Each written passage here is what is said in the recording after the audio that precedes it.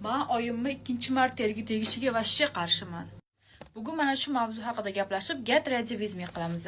Qorinchamga ahamiyat bermanglar, ovqat yedim. Ham 12 yoshligimda ajrashib ketishgan. 12 yoshligimda adashmasam yo 5 yo 6-sinf edim. Ja zo'r esla olmayman. Bilasizlar, ayol kishi ajrashgandan keyin hamma alamini bolasini olish boshlaydi. Adangga o'xshagansan, nimaga erga tegdim, nimaga tug'dim. Tasavvur qiling, men 12 yoshli qizchaman, oyim menga shunaqa gaplarni gapiryapti. Hamma noyasi gapiradi, faqat meni oyim emas. Men esa oyim urushib berdi, endi xonamda yig'lab o'tiraman deb o'tiradigan qizcha emasman. Oyim bilan urushib, oyim menga baqirardi, men esa oyimga baqirardim. Uyimizda har doim urush janjal. Men esa podrastkovoy yoshdaman, 12 yosh, endi gormonlar rivojlanish boshlayotgan yosh bo'ladi. 5-sinfga o'tdim.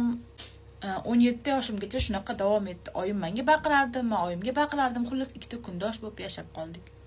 Men 16 yoshligimda aptekada ishlardim va ana o'sha vaqtlar nechinchi yil esimda yo'q. Ana o'sha vaqtlarda ko'p odamlar Turkiyaga ketib borardi. Ya'ni chet elga chiqib ishlash oson moda bo'lgan vaqtda hamma Rossiyaga ketmasdan Turkiyaga ishlagani ketdilar. Men ukam bilan yolg'iz qoldim, aptekada ishlardim. Oyim ishlab boshida pul chiqaza olmasdilar, keyin sekin-asta pul chiqarishni boshladi.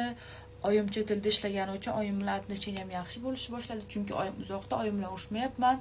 Stabil отношения bo'ldi oyim bilan. Lekin aptekada ishlaganim uchunmi yoki katta qiz bo'lib qolganim uchunmi oyimni tushunishga harakat qilib ko'rdim. Ayol kishi ersiz, ikkita yetim bolasini boqyapti. Qanaqa ayol kishiga qiyin?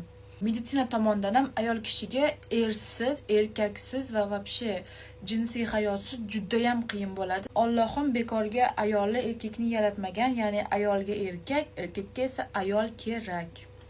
Jinsiy hayoti yo'q katta yoshli ayollar juda ham agressiv bo'ladi, miyoma ham shundan kelib chiqadi. Hamma kasallik jinsiy hayot yo'qligidan kelib chiqadi. Bu gapim hozir yosh qizchalarga g'alati eshitilishi mumkin, lekin bu haqiqat. Xo'p, oradan vaqtlar o'tdi. 22 yosh edim. Birinchi marta Turkiyaga keldim. Chunki oyim Turkiyada, men ham Turkiyani aylanaman, katta qiz bo'lib qoldim. 22 yoshli qiz, yosh qizcha degani emas o'zi. Biletimni pulini oldim, Turkiyaga keldim, oyim oldiga.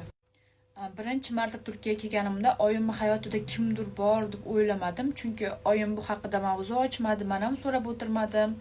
Oyimni hayoti faqat ish, uy ishdan iborat edi. Ya'ni men keldim, oyim meni uyda bitta o'zimni tashlab ishga chiqib ketardilar, kechqurun ishdan charchab kelib meni aylantirishga olib chiqardilar.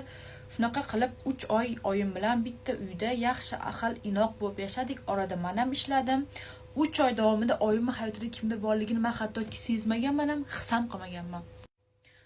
3 oy Turkiyada shunaqa zo'r hayotda yashadim. Topgan pulim o'zimniki. Men O'zbekistonda